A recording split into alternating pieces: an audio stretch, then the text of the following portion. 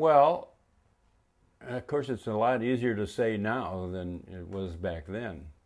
But what I've seen, which is really amazing to me, is that there are so many classical musicians that are really enamored of Zappa's music, and there are a lot of people that are playing his music, not as a group so much. In other words, we're in a group and we play Zappa's music. No, but they'll play a concert and they'll play one or two of Zappa's songs in the concert, along with all these other composers that I mentioned, John Cage and everybody.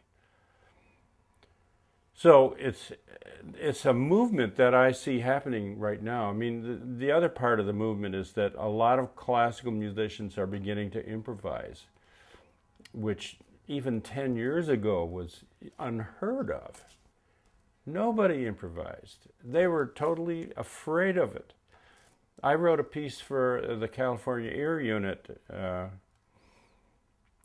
and in the piece I had places to improvise, and these people were like terrified. Oh, I know, I can't improvise. Come on, just improvise. You know, and I said, play anything. And, you know, and they came up with some of the most amazing stuff you ever heard, you know, so it was quite amazing. But today I see a lot of, because I'm always running into classical musicians. I'm really, that's my favorite kind of music. And all these people, I went to a concert a couple of nights ago. It was marimba, oboe, bass clarinet, and what was that other person? Marimba, oboe, bass clarinet, and cello. And they were playing all kinds of stuff. I mean, mostly, no, but they were all original compositions, but they were kind of jazzy, and there were all kinds of places where they all improvised, you know. And so it's amazing. And that's a big thing of what's happening today in music, I think.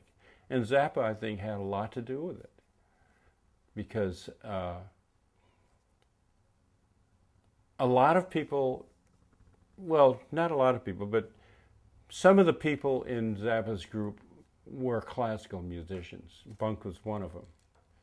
And Art Tripp played with several orchestras and played with Morton Feldman, and so he was more or less a classical musician. Ian Underwood also played classical piano, and although his saxophone wasn't, I mean, I don't think he played classical saxophone. He probably could have, but he definitely could play. I mean, I've seen him sight read on the piano, some serious Schoenberg piano pieces, and of course he played that introduction to Little House. That to me is a really great classical piece. So that's, I mean, as far as Zappa's influence, I mean, it's like amazing. It's all over the world, and it's people just young musicians that are classically trained and have that incredible amount of chops, I really want to play his music, you know, all over the place. I mean, things like when you look at the music for the Black Page, you're not going to find your average musician that can even play that, let alone, you know, some of Zappa's other stuff.